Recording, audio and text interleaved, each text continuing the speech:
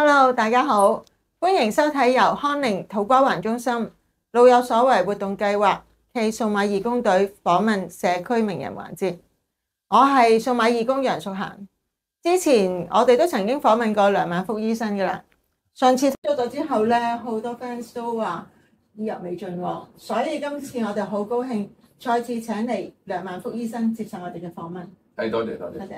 大家好，我係數碼義工劉永橋，我就係屬於 Young O， 即係青老嘅一族。睇咗梁萬福醫生呢本《好好準備變老二》呢本書咧，內容相當豐富，獲益良多。我相信咧好多即係對於老人議題嘅朋友咧，對梁萬福醫生一定唔會陌生㗎。好，我哋歡迎香港老年學會主席梁萬福醫生。係，多謝大家，好高興有呢個機會咧，同大家喺呢個空中結緣啊！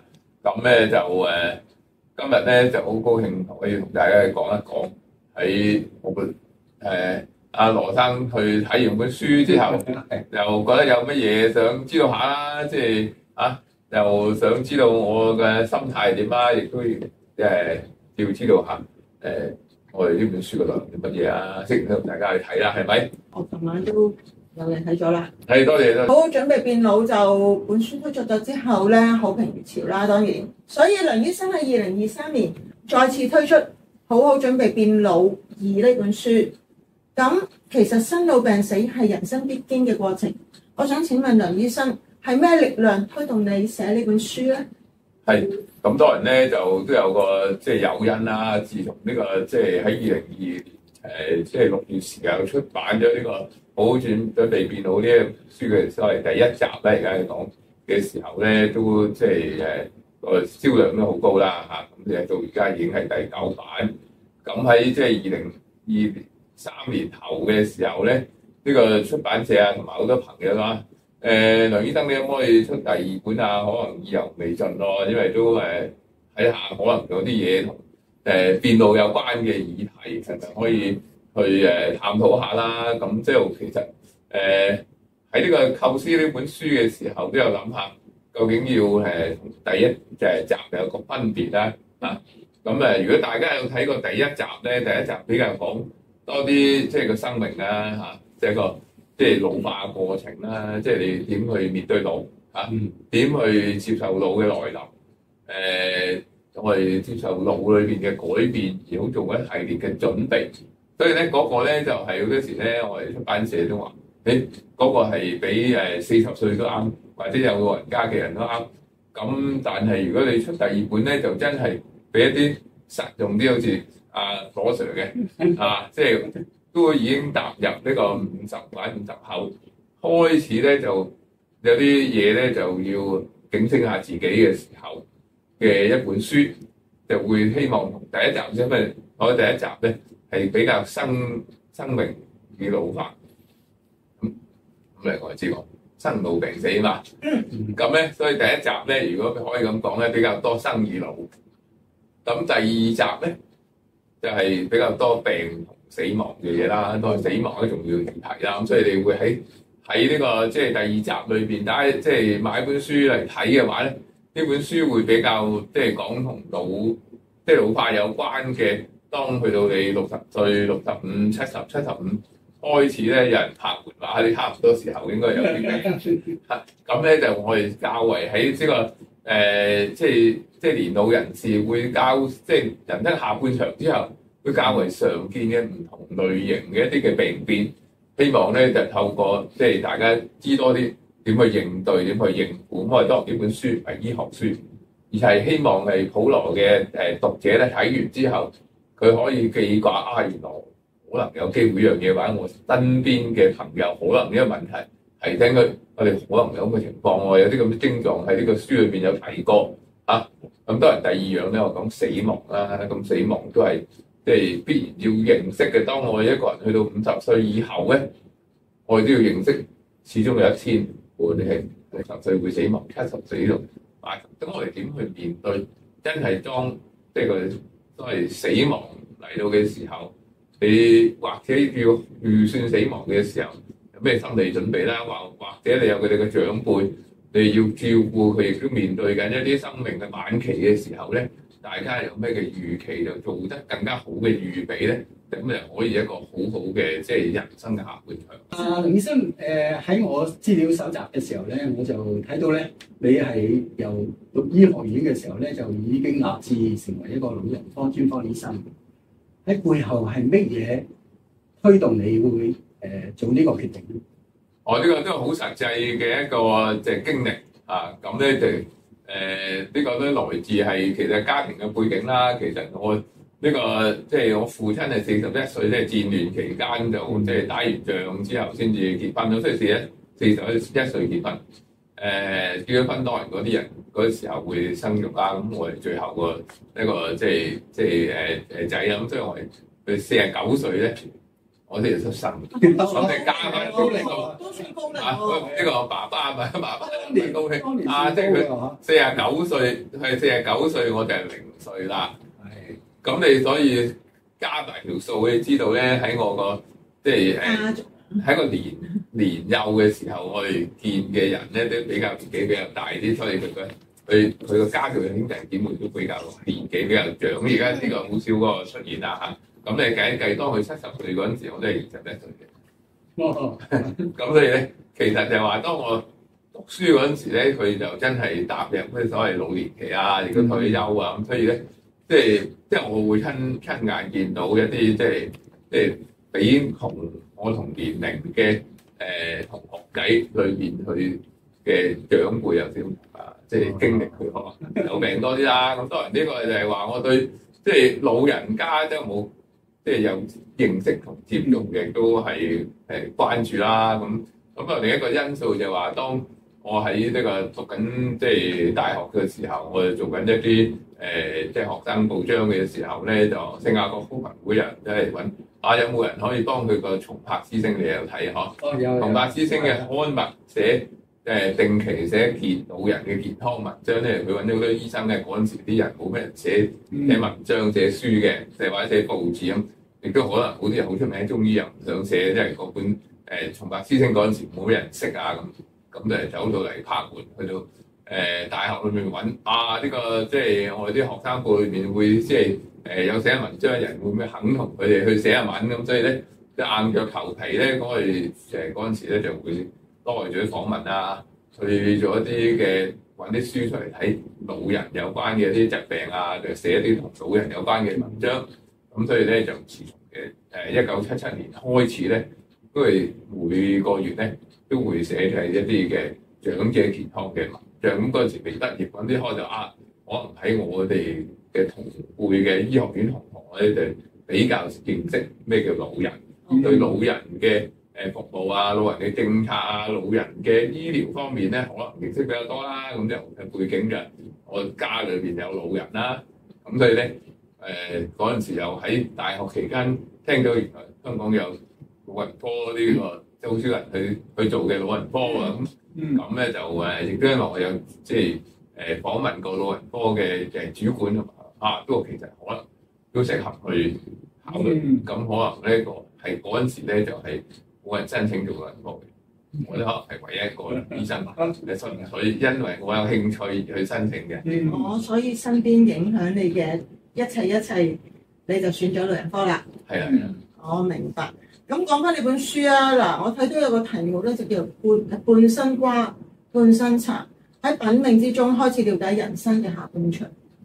咁如果用茶葉形容人生嘅梁醫生，你覺得年輕嘅時代，你覺得用咩茶葉去形容會比較適合咧？咁我諗即係我本書裏邊都有寫對呢個茶嘅興趣啦。咁當然咧，我哋來自一個即係廣東人，我父親係順德人，我媽媽係潮州人，所以咧我哋又有嗰啲潮州人嘅飲茶習慣功夫茶。咁另外咧就即係我媽媽嗰邊嘅親戚，即係潮州嘅親戚咧，都好多時都會即係屋企有個即係功夫茶嘅工具啊。咁當然亦都係廣東人就會比較飲多啲普洱茶啊、六安啊。咁所以小時候咧都屋企一定不欠茶。咁但係咧，當然我哋大家知啦，即係大家同樣差唔多經歷喺呢個我哋即係70年代開始西化嘅時候咧，我哋都即係唔喺屋企嘅影響嘅時候咧，都係可能一啲即係飲汽水啊、飲支魚水嗰啲啦嚇、奶茶嗰啲咁，所以咧一段時間咧離開咗飲茶，咁直至到咧即係去到入屋即係40零50歲開始就我哋有啲朋友啊，佢去開杭州又買咗呢個一啲嘅即係龍井茶葉啦，又請我飲啦，跟住我哋自己去唔同嘅旅遊裏邊又即係又去試過一啲嘅普洱茶，咁開始覺得即係我對茶都可能即係之前個即係感覺存在，咁即係激活翻對於茶嘅興趣咯，所以咧我哋即係開始特別中意即係去研究有關茶嘢啦，唔同嘅茶嘢，去唔同地方都睇唔同嘅茶啊，去下茶園啊，睇下茶壺啊、茶葉咁啦。咁之後即係問問題咧，就話究竟我即係年輕時候，我哋又即係講咩茶去形容自己咧？咁當然咧就係即係嗰啲即係冇發酵嘅茶，綠茶、青茶啦、綠茶啦。綠茶咩咧？就係即係我會喺公園飲嘅就係龍井茶葉啦，即係龍井茶葉大家知好貴咁，即係係啊，好貴。龍井特別地方咧就係所謂嘅雨前啊、明前龍井。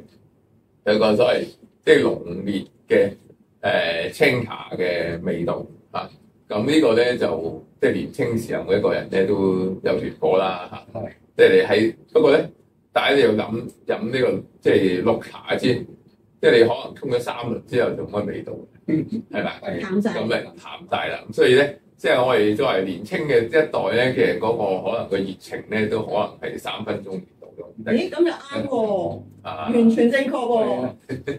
咁咧就係，所以嗰陣時候咧，我哋比較濃烈啊嘛，嗰個反應會濃烈啦。咁所以嗰個年青嘅時候會係咁啦。咁譬如話做到之前少少嚇，中年係點啊？可能嚇中年你又會用咩茶葉嚟形容咧？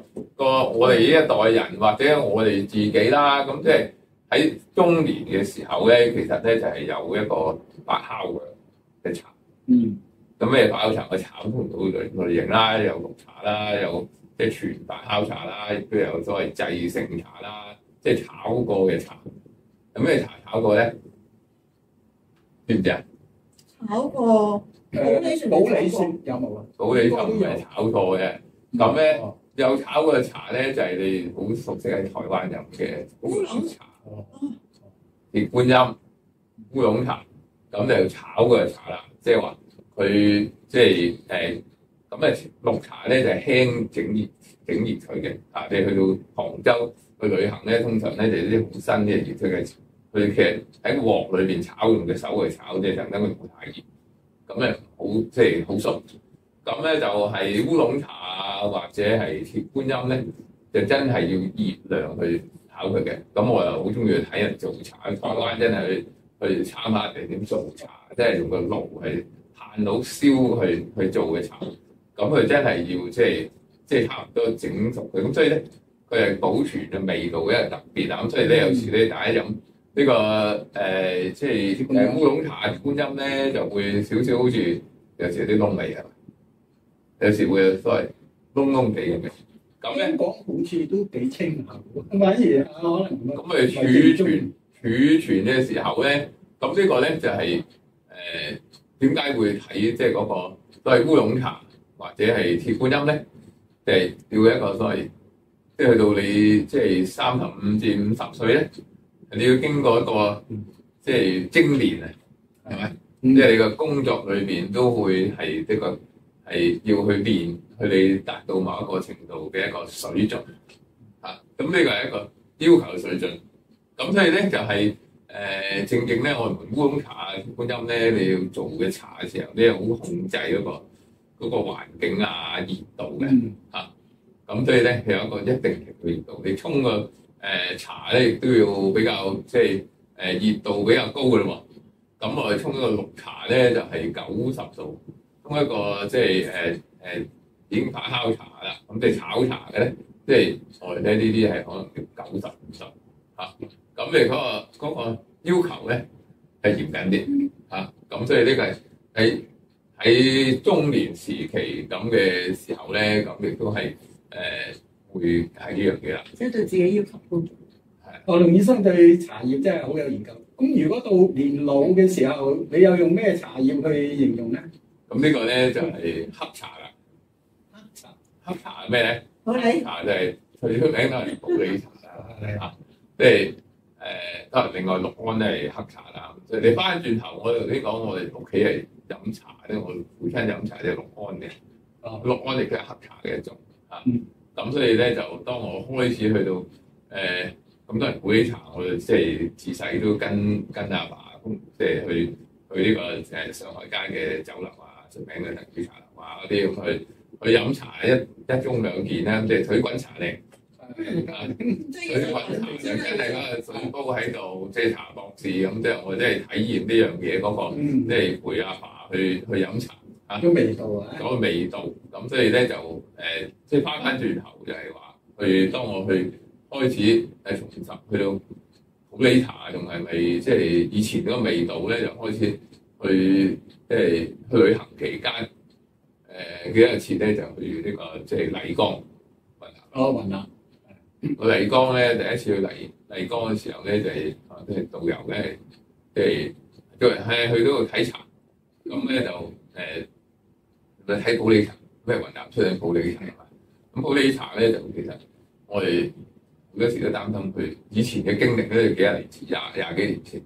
咁普洱去中國裏面買茶，好多時驚咩？驚係啦，即係都係驚。好多啲話你買茶可能假或者唔好啊，咁所以都好擔心。但係即係去到真係試麗江嗰個茶鋪試啦，咁啊即係可能飲落好似味道幾好喎。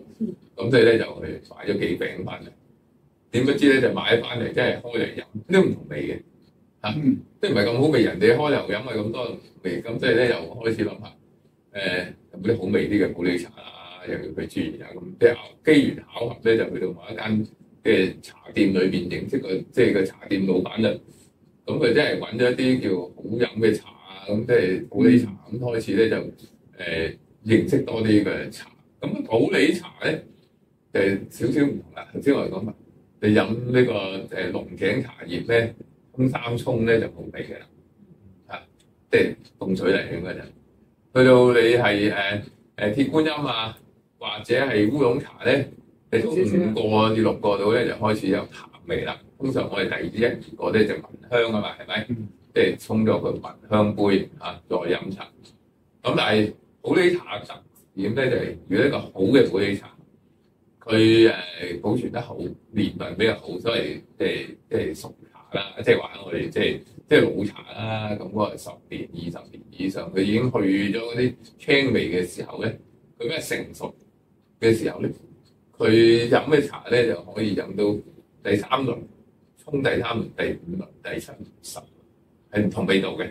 可以沖咁多輪？係有唔同嘅味道，佢開始係濃烈，跟住就轉成甜，個茶色唔同。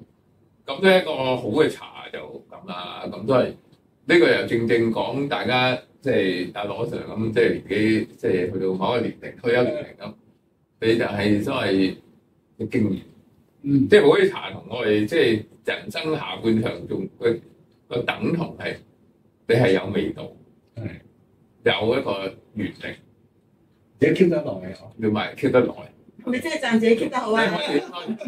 咁你如果你就係好多時咧，以前咧就係可能擺咗喺啲茶樓嘅地底嘅倉裏邊咧，就埋沒咗。但係如果你可以現時點解咁多人開始話睇緊咁10年、20年嗰啲，即係生普變，即係陳化，又話你發掘翻佢嘅能量去。咁正普洱茶咧喺即係某程度上，我嚟講就好準備變老就話。我哋唔好疏忽咗嗰啲變老嘅人，由香港嚟講嚇，點令到佢生活得精彩？點令到佢貢獻翻嘅社會？用佢嗰個智慧，佢嘅累積經驗，轉化成係幫到唔同嘅人咧。咁呢個就係即係亦都等同我哋講老人。咁所以點解我特別有一章係講茶咧？就係從呢一方面嚟睇，即係飲茶。咁當然另一個就話。飲茶都有少少技巧啦，因為咧就話個醫生咧其實有時我哋叫啲病人咧，即係唔好飲多茶。點解咧？點解？因為咧有好多人咧，可能有啲茶會有影響，尤其是咧，譬如話佢腎臟有問題嗰啲咧，咁佢個茶葉沖茶嘅技巧會有問題嘅時候咧，就會導致咗我哋嗰啲即係甲高啊。知唔知咧甲高啊？咁好多人都唔明嘅喎，就因為咧，我哋所有嘅植物裏邊咧，都係存在有啲嘅即係礦物質啦、細胞啦。咁你如果你沖嘅茶嘅時候沖得唔適當嘅時候咧，嗰啲水分入咗個即係植物嘅細胞爆裂咧，佢啲甲咧就會釋放出嚟。出咗嚟就喺個杯水裏邊咧，就係有高嘅甲啦。咁所以一啲有需要即係減甲嘅人士咧，好多時唔明哦。咁你點咧？即係廣東人話好多人咧，佢飲茶係咩咧？啲茶膽聽過未啊？係啊，有即係沖嘅個茶膽，沖定嘅紅嘅茶擺喺度，跟住咧就倒出嚟溝水。咁咧你就話將個茶葉浸落水長嘅時間咧，咁個水分咧就係一路係入咗個即係茶葉裏邊嘅細胞爆出嚟。咁你嗰個都係茶膽咧，就係存在高甲嘅成分。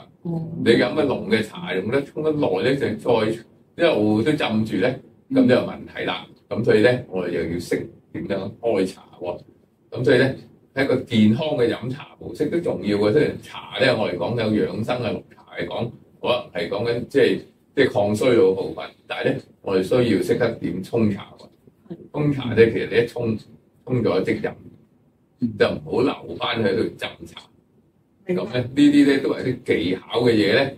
都有一個所謂醫學嘅一個背景喺度。所以咧，就算你飲普洱啊呢啲老年人飲嘅茶咧，我哋都要學多啲嘢，即是活到老學到老。好啦，梁醫生，頭先你講到德裕茶樓啦，我又好想問啦，老友記都中意一盅兩件嘅啦，好多時去茶樓嘅。咁我想請問梁醫生，我哋可以喺飲茶帶出咗啲咩信息俾我哋班老友記咧？飲茶一樣嘢咧，當然咧就係一個即係香港嘅廣東人咧飲茶咧就傾偈，社交關係。好喎！社交關係提升嘅社交能力咧，都其中一個好重要嘅，其實即係交換大家嘅唔同嘅意識，即係經歷啦，就多啲可以去傳播多啲大家嘅即係知識。咁所以咧，譬如話你唔識用手機啊，咁10個人有1個咧用得好咁咧，有啲咩嘢可以好用嘅咧？咁其實飲茶呢個好嘅一個，即係一盅兩件底下一個好嘅交流嘅機會。係。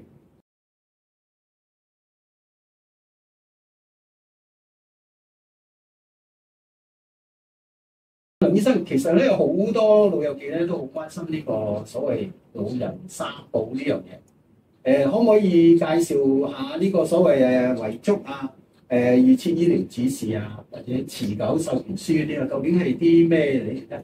咁所謂持久授權同一般授權有咩關咧？有咩分別咧？有咩咁重要咧？其實其實老來三寶咧，其實要講翻一個即係重點嚟講，我哋嗰個即係醫療方面。點解係老來三寶咧？就係話我哋唔知你邊一天會變成失能失智。失能嘅意思就係話你可能突然間中咗風，出唔到名，冇咁能力。失智當然大家知啦，即係認知障礙症啦。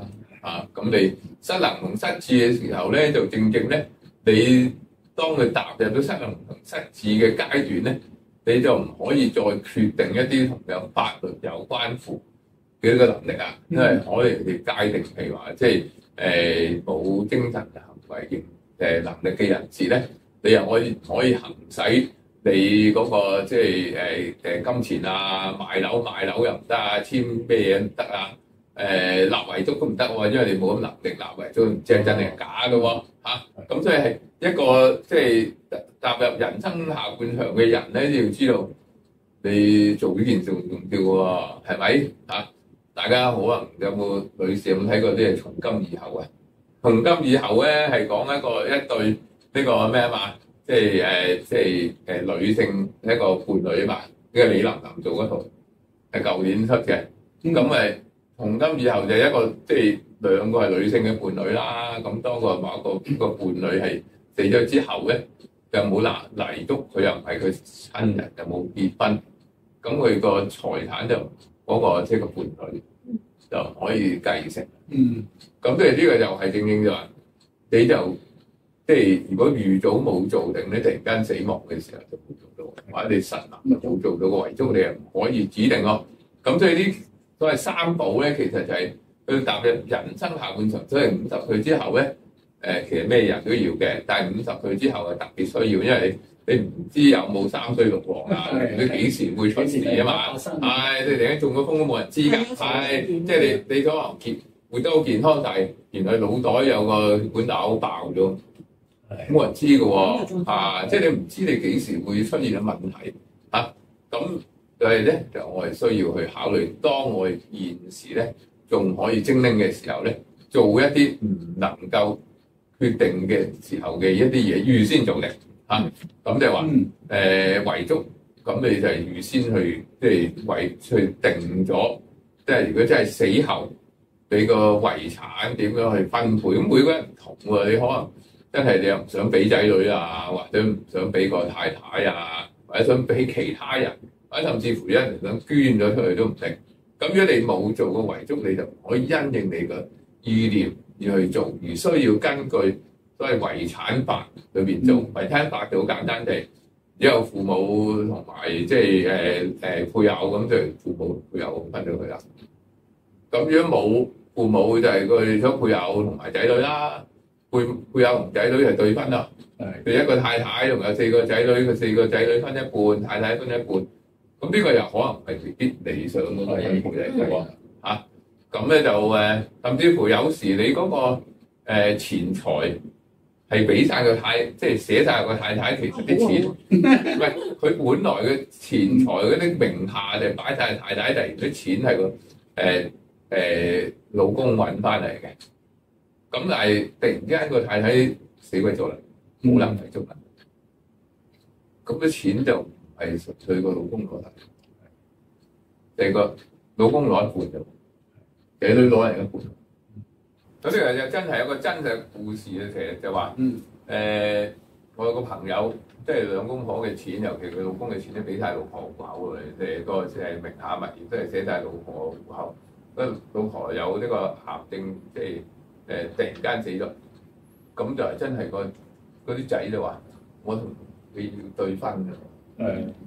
個仔都係法律人士，佢哋知道法律啊嘛，咁所以咧就大家父子之間咧，因為咁樣冇得爭㗎，唔使爭嘅，即係要跟法㗎，即係嗰個遺產法係定咗個分配，咁所以你有啲嘢係可能係生前所願，唔係你嗰個法律上，咁仲更甚者，而家好多養貓養狗族㗎嘛。單身啊嘛，係咪？啲朋友都單身啊。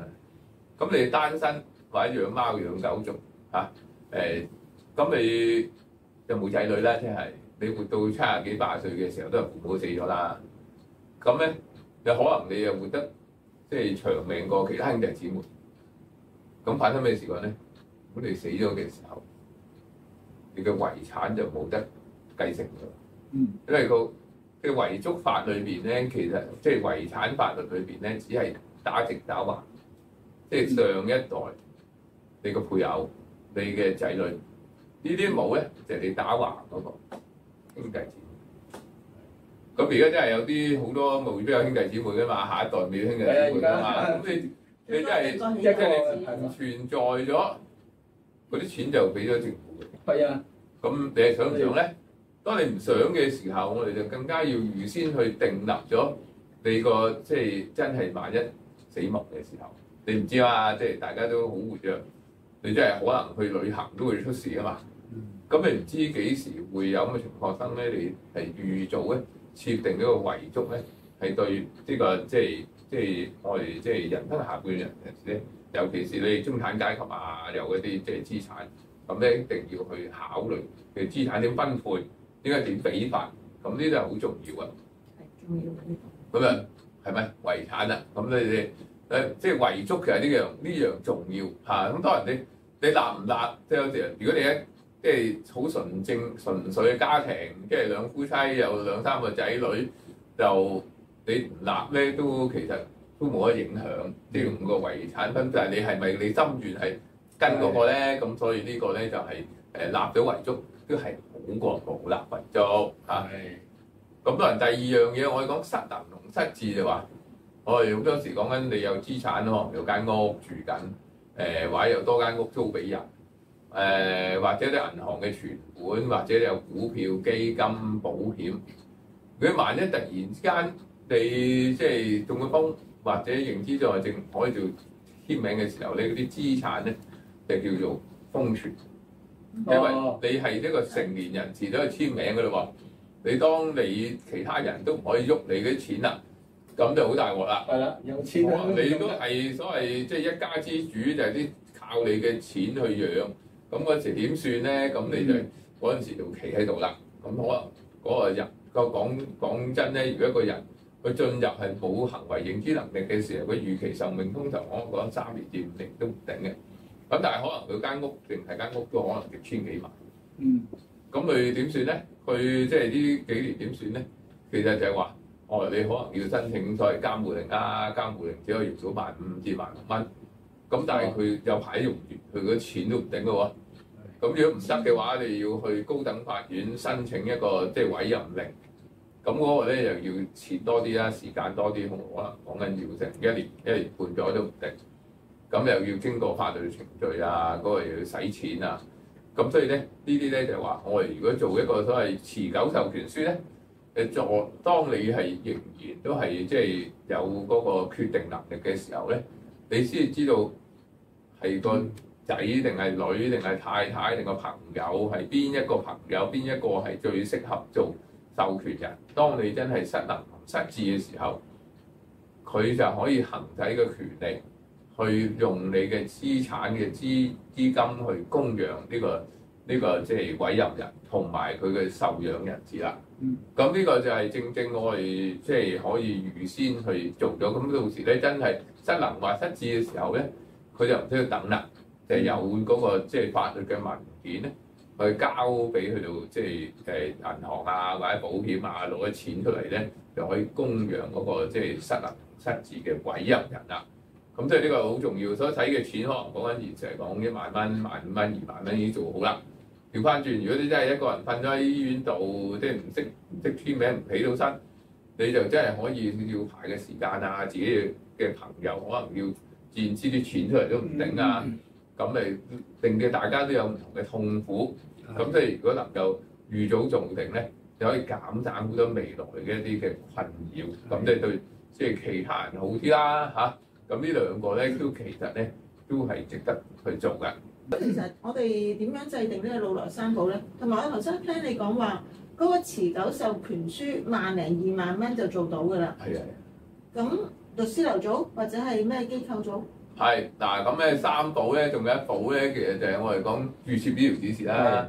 預設醫療指示咧，就係指定咧，就係當一個人去到末期病患嘅時候、死亡必然嘅時候咧，做唔做急救啊？即係做唔做呼吸機啊？插唔插胃喉啊？咁咧就係喺一個人即係其實神志清醒嘅時候咧，係決定。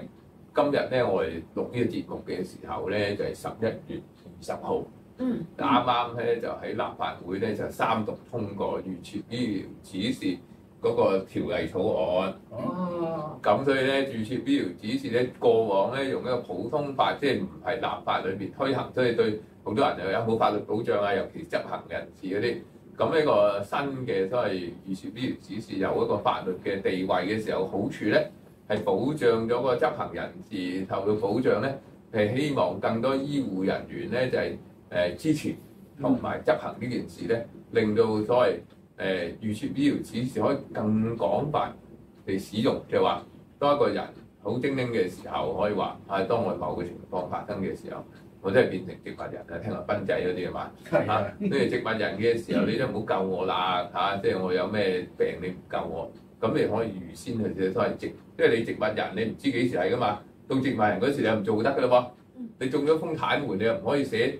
即係昏迷，你唔可以寫呢個所謂預設醫療指示啊，所以未有問題嗰時咧，就需要可以寫嚟嘅預設醫療指示。預設醫療指示好處係咩？你減輕你愛你嘅人嗰個困苦。啊，都係醫生話你同佢個老公做急救啊。係，我聽過呢啲咁問題。你就會痛苦。我話做急救定唔係做急救咧？咁或者家人有10個，跟住大家即係又唔同意見，就嗌晒交都唔頂喎。咁所以咧，我哋就即係做一個都係即係預設醫療指示咧，就令到由嗰個人去話俾佢嘅家人聽，醫院係點，就減少家人咧到一個所謂即係最後決定即係救與不救嘅時候咧，係嗰個困擾。梁醫生，我想問立法同唔立法呢樣嘢，其實之前唔立法係咪我已經做咗個預設醫療指示，但係我身邊嘅人可以推翻咁樣？其實就唔可以推翻，即係未立法都唔可以推翻嘅。不過立咗法就喺個法律嘅章程裏邊比較清晰，同埋尤其是對嗰個醫護人員嘅保障好啲。咁咧又係嗰個即係社會嘅接受性高啲啦。即係個法律裏邊定好多條文咧。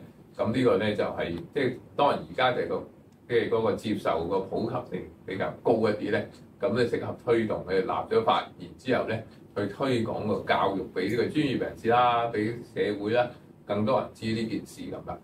即係低收入人士冇資產嘅，其實佢又唔需要去做持久授權書咯。因為你即係嗰個好簡單，佢就可能攞個監護令已經可以做得到啦。即係佢每月有萬幾蚊都可以已經生活到大，就係話你嘅資產可以使唔止2萬蚊嘅人士咧，咁你又需要做呢個持久授權書。梁醫生啊，我哋又應該點樣制定老來三保呢樣嘢咧？同埋你知啦，好實際嘅，長者最關心嘅都係錢。係啊，使唔使使錢？係啦，使唔使使錢㗎？老來三保有3件事，第一個就遺囑。遺囑咧，其實都係一個喺香港嘅法律裏邊，都係一個所謂普通法嘅處理個遺囑嘅問題嘅。咁所以所謂平安紙咧，其實好多嘅機構咧都有制定一個標準嘅平安紙版本，咁咧就可以直接咧就套用。其實都係遺囑或者平安紙咧，佢簡單地咧，你要立一個遺囑咧，要揾2個見證人，一個執行人。又喺本紙度寫咗出嚟咧，咁樣白紙寫得㗎啦。我羅嚇，今日咧就我即係死後咧，我資產點分配話，我一半分俾我太太，就一半分俾我邊個咁。另外點分法？跟住咧就係有個執行人，指定嘅執行人，跟住咧有2個嘅見證人。咁咧已經個法律上邊已經有效㗎咯。係。咁咧就唔使錢嘅。基本需要3個人。3個人。咁當然咧，你就要揾個見證人咧，就係最好冇你咁早死啊！因為見證人係死咗咧，就正呢個小甜甜啊。係。小甜嗰張遺囑佢2個見證人都死咗，所以如果有所謂爭產嘅時候咧，都冇見證人出嚟可以話證實呢張係佢嘅咧，咁就會有機會冇法力下，即係爭產建立啦嚇，咁呢個就係嗰個即係，所以咁揾見證人咧重要啦，咁但係揾即係執行人冇困難冇問題嘅，執行人就係你即係遺產承繼人一定可以做噶，係即係執行人咧揾得到嘅，咁所以你做呢件事得㗎，咁所以你基本上咧就咁手寫白紙寫都係可以嘅，咁但係好多組織福利機構都有做一啲嘅即係。平安紙嘅版本，咁唔使錢㗎。咁當然你安全咧，咁多人如果你都有少少錢啦，佢資產多啲嘅，咁你就保障嗰個即係係法律上面比較公正咧，揾律師做。揾律師做咁律師幾多錢咧？一般嚟講，佢睇住你有幾多資產嘅啫。你講緊先，你呢個土瓜灣成條街都係你咁，所以佢唔會收得你即係1000幾百啦，係咪？咁即係因為佢寫你越多咧，佢嗰個即係風險多啲㗎嘛。係。咁所以咧，咁個錢啊，即係一般普羅市民咧，其實個律師收費好多時講緊3000、5000、7000度嘅啫。咁所以即係比起你嗰個家財講緊300萬、500萬咁，即係你願意擺出嚟咁，即係你唔想用錢咧。就係你個即係康寧會都可以幫人去做都得㗎嚇。咁呢啲都係可以咁做嚇。咁呢個就係比例上咧可以唔使用錢得。咁但係跟住嗰兩步咧就要少錢㗎啦。咁咧因為咧先講預設醫療指示啦，預設醫療指示係新嘅立法裏邊咧同舊一樣，就話你任何一人可以揾即係要去做預設醫療指示嘅時候要見證人，其中一個見證人要係醫生嚇。咁當然如果你喺公立醫院做，公立醫院就唔會收你錢啦，但係公立醫院就唔會個個同你做呢個預設醫療指示，因為即係唔得死啦，係咪？即係你香港如果200幾萬人係睇緊，即係醫院管理局嘅200幾300萬都叫佢做個預設醫療指示，每個要用1個半小時，哇！咁你可能排隊排到唔知去邊度嚇。咁所以咧，佢哋喺醫管局咧，我哋都會只係做一啲嘅末期嘅個案啦，已知癌症要去做，咁你兩個一定唔會同佢做喎。咁所以你一定要去揾你嘅家庭醫生啦。咁都係家庭醫生要同你做預設醫療指示，要用時間同你去討論啊。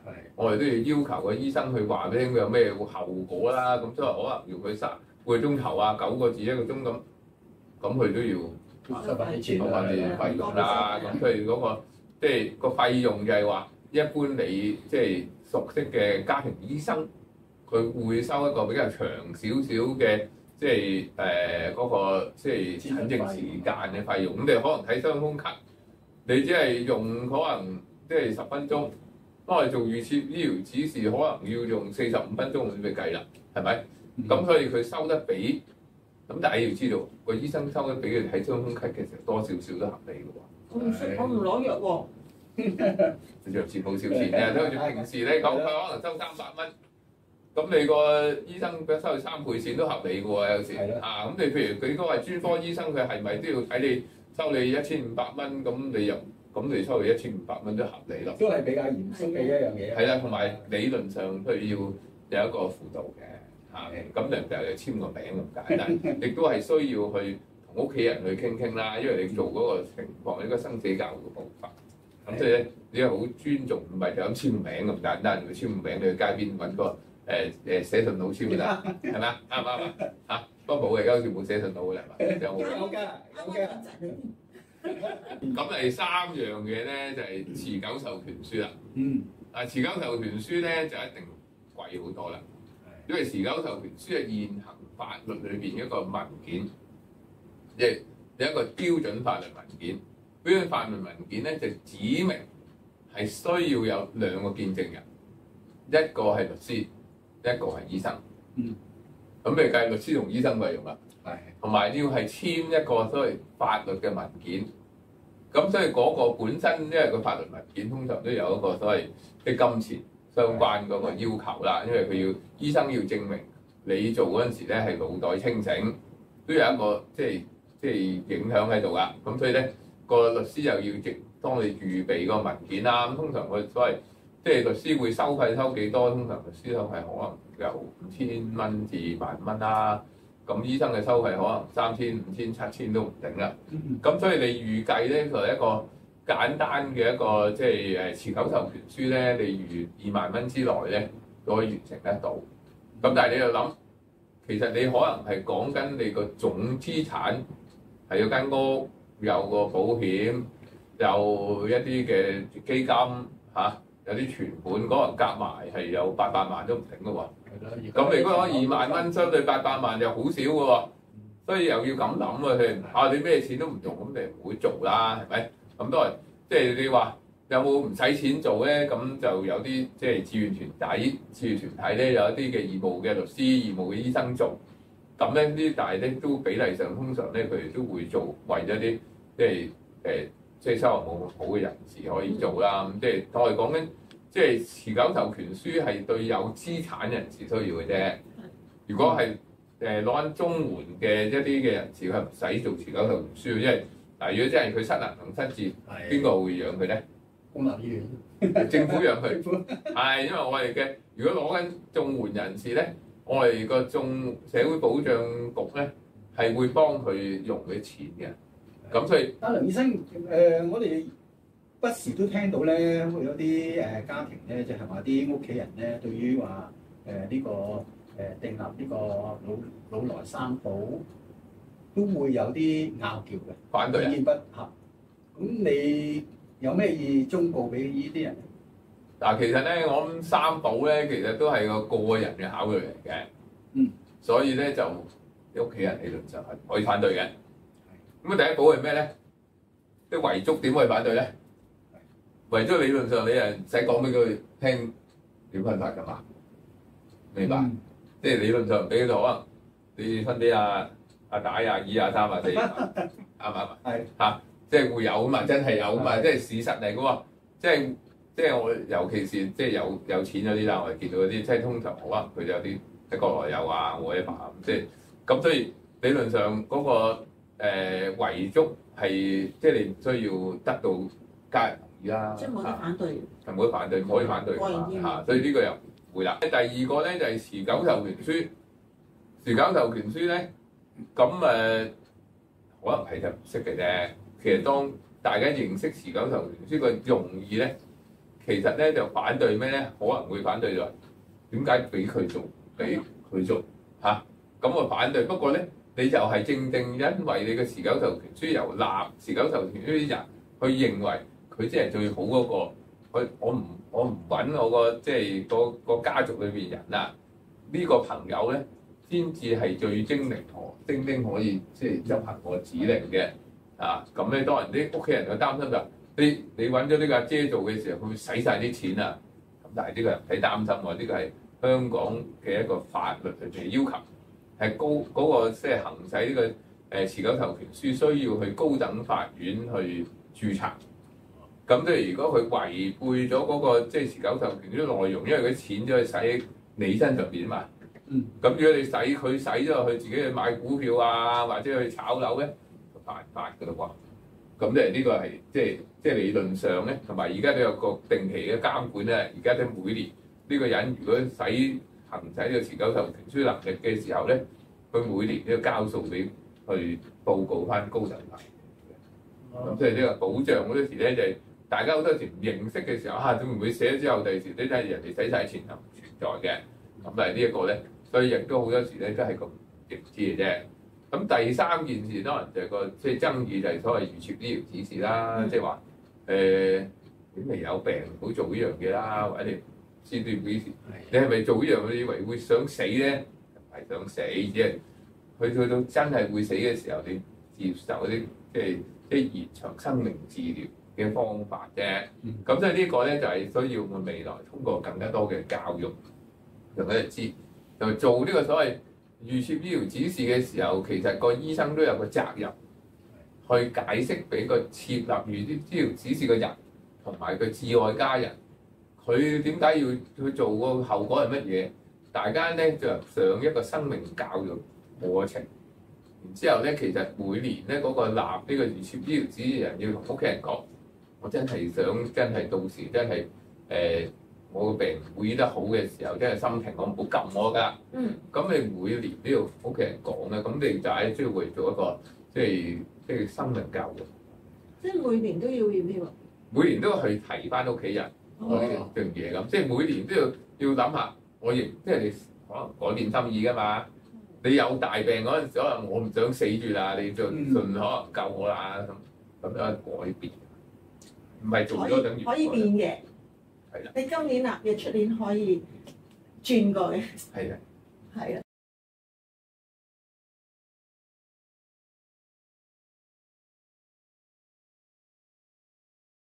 好，咁我又想講翻啦，因為通常咧香港人嘅年齡咧，即係個預設壽命咧都比較長嘅。我哋成日恭喜人，恭喜你長命100歲啊！係長命120歲啦，而家。咁啊冇120歲都有成80幾歲嘅香港人而家。咁啊根據衞生防護中心數據咧，2023年香港男士嘅壽命咧有成82.5歲，女士仲高啲嘅，係有排啊你，未有耐啊，等緊，我有87.9歲嘅，差唔多88啦。係啊，即係全球嚟講咧，香港人係最長命嘅啦。不過咧長壽咧就唔等於即係你有尊嚴或者你有呢個質素。咁咁啊，梁醫生你又對於呢樣嘢有咩睇法？但其實咧，就喺個預期壽命裏邊咧，當然我哋要睇嗰個有幾樣嘢啦。我哋譬如話最近我啱啱上個星期去上海開一個所謂長期照顧嘅研討會嘅時候，都講緊即係嗰個預期壽命同埋咧就有質素嘅預期壽命，通常係個差距係5年啊、7年或者10年。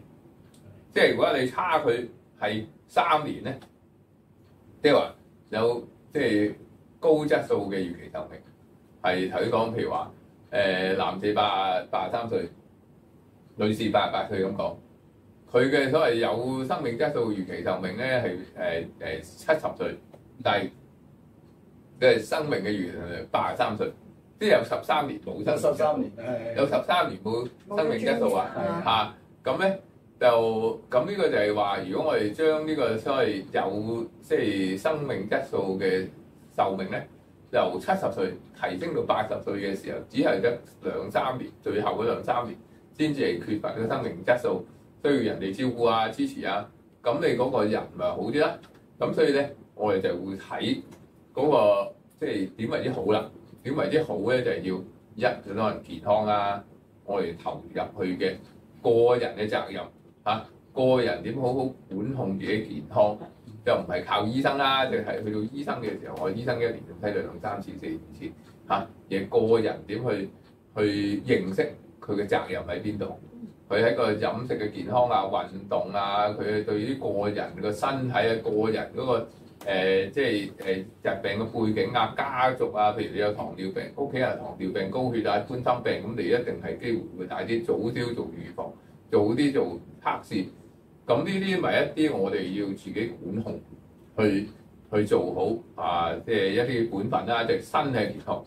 咁當然另一個我哋個健康亦都係最中意講嘅財富啊。係。有冇錢？有冇錢使到你去88歲？嚇，咁咧重要啊！啊，比例上你我點去積谷防饑啊？咁點解50歲開始要好好準備變老咧？即係50歲開始預算你。真係工作嘅時候，你嘅資源可以養到你88歲喎。不如你係50歲，你會去到88歲活到其實你活到50歲咧就唔止88歲㗎，活到50歲預期壽命去到90歲㗎。咁去到50歲嘅陣時，望住你其實仲有40年。點解咧？係啊，咁你40年咪捱，咁你要去生息裏邊咧，就係話你由50歲開始諗，我都係要活到90歲。咁你點去即係工作係點啊？咩時候去退休啊？啲人我哋話啊，我60歲退休，唔係60歲退休要養自己用你嘅谷種養你30年，夠唔夠養咧？儲糧。如果唔得嘅時候，你要諗，我其實應該係好60歲退休，或者呢個機構60歲要我退休，我可能咧就去做第啲嘢，可以令到咧係60至70歲咧繼續有入息，我唔使去食老本，即係食老本嘅時間近遲到75歲嘅時候，你咪可以養自己嘅時間用15年，即係養自己15年，其他時間咧你啱夠就得啦嚇。咁呢啲咧我哋需要有一個準備，有唔同方法啦，儲蓄咁多人香港裏有即係強積金，但係強積金大家知道咧好有限錢嘅，一個月都儲2000蚊，一年攞24000嚇，30年都好少錢㗎嚇。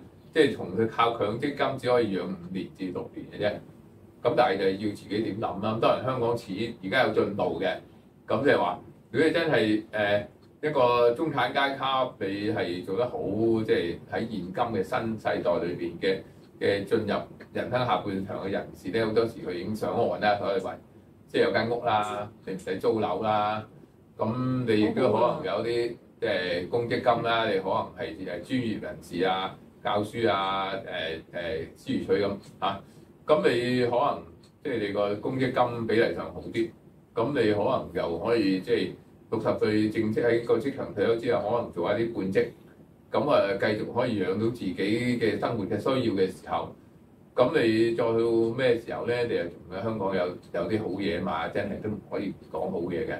一咧就係叫做香港年金，聽過未啊？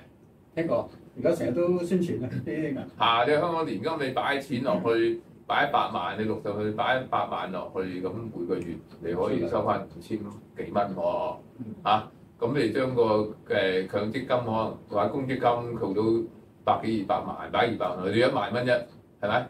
咁你又加埋繼續做嘢，咁呢個你幾好去到你死嗰日喎，咁你咪夠啊！咁另外仲有一樣嘢咧，個逆按揭啊嘛，你間細細啲嘅樓咧，都值到500萬、800萬、1000萬。唔係我個名。咁你個亦可以逆按揭啦。咁你其實講我哋話你萬零蚊夠一個人使啦。但係咧，你知道去到75之後開始，你會有病，會2蚊雞出街都未必得咯喎，因為你可能坐的士咯喎，係嘛？你行唔到咁遠去坐地鐵噶咯喎，係嘛？睇醫生會多啲喎，食藥會多啲咯喎。咁你嗰日消費係多啲咯。咁所以去到75、80歲，可能咧就係你要將個樓咧，當我哋將間樓唔使留翻俾下一代咧，間樓逆按揭出去，咁你又多一筆，可能15000蚊變成3萬蚊咯喎。咁你咪其實都比例上比以往上一代好咗㗎。咁你揸住間樓冇用㗎嘛？係啊，早按早着數啊。油價跌緊。係。仲繼續跌。咁呢啲就係嗰個，即係我哋需要有個健康嘅財富啦，即係要有規劃嚇，即係喺唔同嘅群體，你有唔同嘅方法去做，即係你令到有個即係養老，即係你有係入息去養老。咁第三樣嘢當然就係即係康寧會咁啊，即係話我哋有一個飲茶係1盅2件，多啲社交生活。咁你可以心生社靈同埋財富健康，咁就活出嘅健康啦。咁就話去到唔係有質素咧，就唔止70歲啦。有質有量啊，到時。就去到83歲，最好仲係即係瞓咗覺離開咗。咁呢個個個都亂啦，當然。好難啊嘛。講到瞓咗覺離開啦，書入邊提到好多一啲病人嘅個案都係梁醫生你嗰度提咗。咁特別係唔少喺發生喺疫情期間嘅，咁啊講翻一啲唔係咁開心嘅傷感嘅嘢咧，我想問梁醫生，你點樣可以心理上面可以調節咧？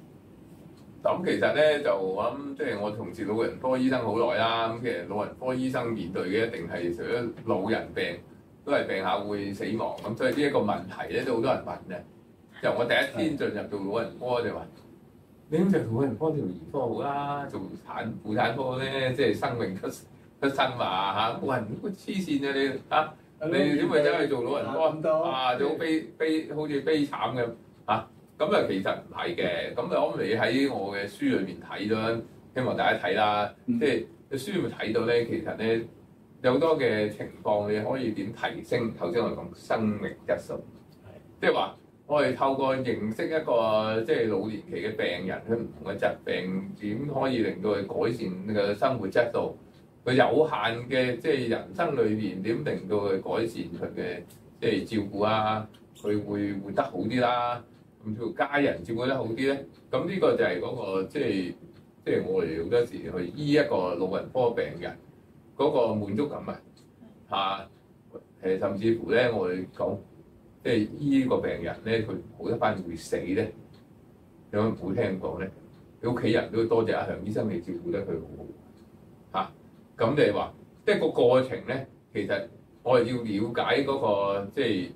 老人家啦，有病啦，佢嘅需要喺邊度，同佢有一個溝通，幫助點協助佢渡過喺唔同嘅關裏邊點渡過咗唔同嘅關啦。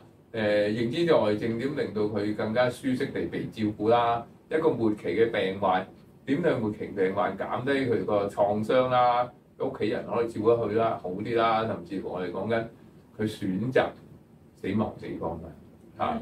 你睇有本書講係在家離世。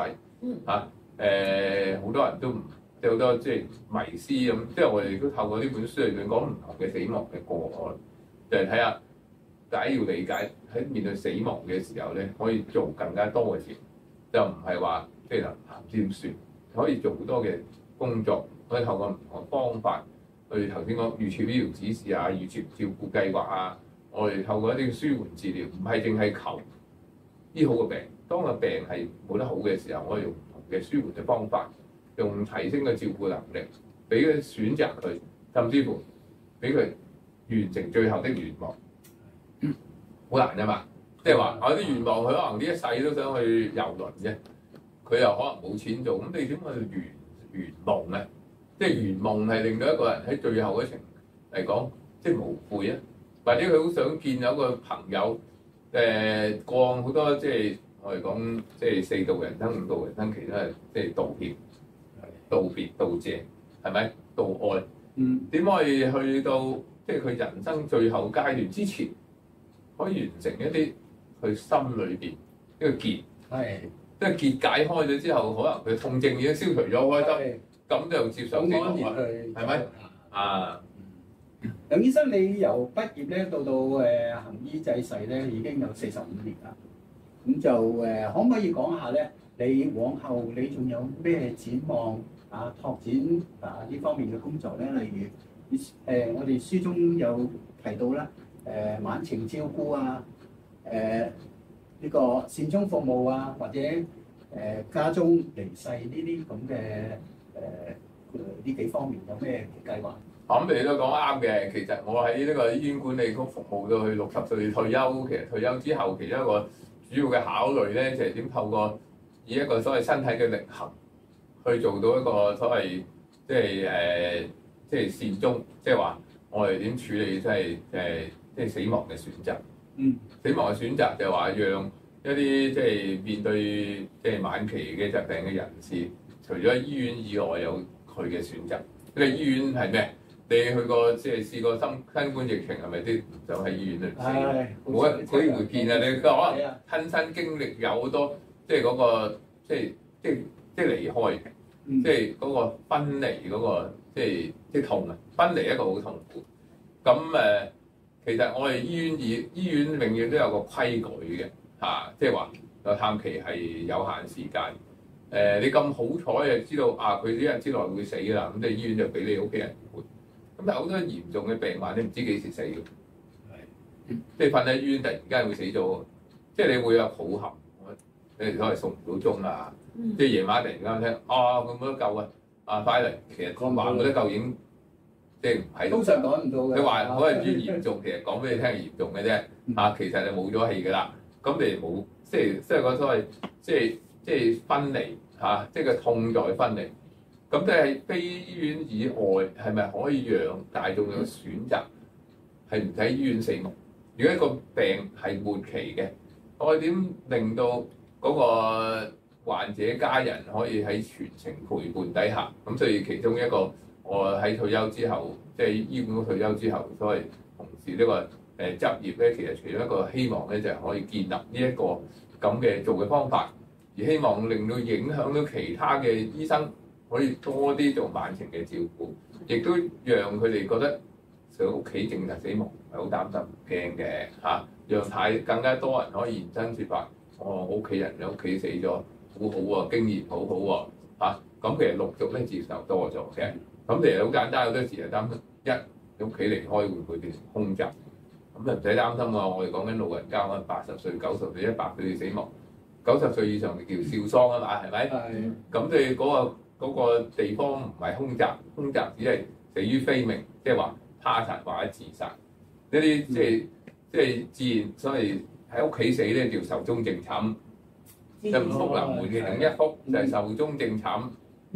我係要重新去建立翻，就話喺屋企離開係件好事喺華人社區嚟講，係得香港覺得在家離世好似唔應該或者好困難。你望下台灣、新加坡、中國大陸嗰個地方，其實有超過30%嘅人嘅死亡喺屋企。咁所以我哋點建立翻呢樣嘢？大家尊重死亡嘅一個抉擇。咁所以屋企離世係咁多人有喺在家離世有啲要求譬如話你住喺公屋裏邊，即係好細房嘅5個人一齊住，咁就全部都係即係碌架床，咁你又好難。有困難，冇咁嘅能力有困難。咁我哋需要有條件啦。咁即係個條件要創造嘅條件，可以做到有部分人可以喺屋企在家離世。所以屋企在家離世現時咧就好處咧，就話我哋喺過往嗰10年咧推動即係院舍嘅即係安寧照顧。咁我哋已經喺香港老年學會同賽馬會慈善信託基金底下咧，呢個安寧在院舍計劃咧已經推展咗超過100間院舍，係推展喺院舍可以做臨終嘅照顧，甚至乎選擇喺院舍死亡。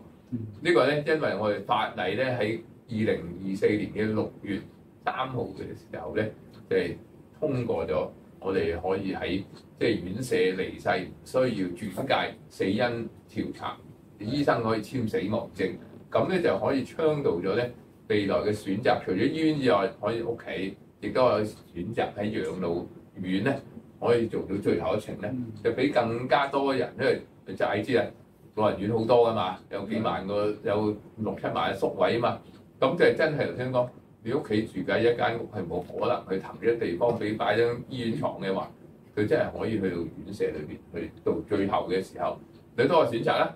咁呢啲咧正正我哋希望可以做得。咁你問我有咩想做，就希望可以透過我一啲唔同嘅寫作啦，我繼續都同喺報章裏邊有即係寫文章啦，亦都喺電台有做廣播啦，都係透過唔同嘅一個即係媒體咧，去俾更加多人知道，即係活到老之後咧，我哋有咩可以做得更加好。真係多謝梁醫生提到，你話家中離世啊，就算你話家中安老啊，其實呢啲真係一個善舉咯。對於老人家或者對於佢哋嘅屋企人都係一件好事。好，咁我哋講翻啲開心嘢啦。嗱，梁醫生知道你興趣多多㗎啦嚇。嗱，而家國內啲交通又十分發達啦，方便啦。咁你有冇諗住咧發展多啲你旅遊呢方面嘅興趣啊？例如翻去你媽咪屋企汕頭嗰邊啊，故鄉嗰邊探下啲表哥表姐啊咁樣咧。我有機會都會去下唔同地方啦，咁所以隨住唔同嘅年齡嘅改變咧，其實你知我係寫嘅文章裏邊，以前我差唔多每個月都去一次旅行啦。天南地北都去過啦，即係最北嘅可能冰島啊，最南去到阿根廷嘅最美督嘅部分啊，咁我都會去過啦。咁所以精力咧就冇以前咁好啦喎。再爬泰山。係泰山唔可以行㗎啦，腰骨痛啊！咁所以咧，即係每個人咧都有佢嘅痛點嘅嚇。咁所以咧，我哋去到某個年齡嘅要開始接受嗰個限制啦。咁所以可能咧要舒適，所以要首要咧諗下點去舒適嘅嚇。有啦。舒適嘅方法嚇。咁所以其實咧要個人都唔同咧。其實我哋講緊旅遊咧，其實最緊要一樣嘢咧，旅遊可以有意外，有風險，所以咧。大家要知道嘅，即係旅遊可以引申嘅風險啦。即係話你可能上高山，有高山症嚇，好熱嘅地方亦都可能中暑喎。你好熱地方行山都好大件事啦，去到呢個 Kota Kinabalu 行上呢個即係呢個高山咁，你又可能有問題喎。咁你呢啲係高山症，你唔知底下，同埋當更加重要咧，就係即係病從口入啊！我成嘅方面，水土不服啊！咁咧就係咁，你年紀大咗咧，去到70歲、80歲咧，去出遊嘅時候咧，要好小心安全，食物嘅安全，出遊嘅安全。有好多我都有見到唔同嘅人咧，就喺即係你去嘅地方係唔熟啊！你住間酒店唔熟地方，我曾經有一個朋友嘅阿媽咧。就喺嗰個即係酒店嗰個跌咗落嚟，即係冚隻眼盲咗。佢咁跟住咧就即係佢要就限制咗佢即係出入。咁所以咧，其實嗰個安全好重要。所以我哋認識咁仲有咧，當然咧就話你嘅點對點嗰個重要性。即係話我哋講即係年青力壯係50至70歲，由於70歲至85歲，你仍然想去周圍行咧。要了解到你個限制喺邊度，你嗰個行程裏邊點可以減少你個點對點裏邊，你中間有機會啲操勞過度啊，你點去減縮短嗰啲即係行程時間咧，要好好咁去準備。咁我睇下有冇時間去寫多啲文章講唔同嘅旅遊，係咪可以第時再出一本書講即係腦殘遊記啦嚇？我哋嘅訪問咧就嚟到呢度咧就差唔多到尾聲啦。咁啊，梁醫生，你仲有冇咩説話咧，想同我哋啲觀眾分享下咧？咁咧就其實大家咧最緊要咧就係唔同嘅年齡嘅人士啦，睇呢個節目可能係50歲、60歲、70歲、80歲，其實最緊要咧都係去即係大家一齊咧認識自己身體，多去提升嘅唔同方面嘅能力啊。其實我哋講認知障礙症或者即係老年痴呆症咧，其實好多時咧就係你唔用腦嘅，我哋多啲用我哋嘅腦袋，無論你係即係有酬工作或者無酬工作。有酬工作即係你繼續做嘢一定好㗎嚇。另外無酬工作多人好似你兩位咁義工啦，但係義工咧有時咧啲義工好多時就咁即係短暫式義工係唔好用嘅。啲義工咧應該投入性嘅義工，即係話你組織性嘅，即係話你需要一堆人一齊去做定期做，咁呢個有建立一個群體，呢個群體就係會你係未來一個即係互相支持。再唔係你以前工作人士，你工作嗰啲以前翻工嗰啲唔睬你嘅啦嘛，啊你以前翻工嗰啲唔睬你嘅啦嘛，唔得閒睬你啊嘛，呢啲係新嘅群體、新嘅興趣、新嘅知識咧，咁即係未來咧我哋需要大腦啊去提升嘅，咁呢個好重要，即係喺你嘅工作以外、你嘅家庭以外，建立一個新嘅生命。係啊，呢個就係新嘅生命啦。係。所以我哋今日咧真係好多謝阿梁醫生嚟接受我哋訪問。我再一次多謝梁醫生接受我哋數碼義工隊嘅訪問。咁今日帶咗好多有用嘅資訊俾我哋，相信觀眾一定獲益良多。多謝。最後咧，我代表康寧數碼義工隊多謝梁醫生今日嚟接受我哋嘅訪問。我哋祝梁醫生身體健康，工作愉快。多謝大家。係，多謝。好，梁醫生今日趁呢個機會啊，可唔可以同我哋喺你呢本著作度簽個名？好啊，多謝你。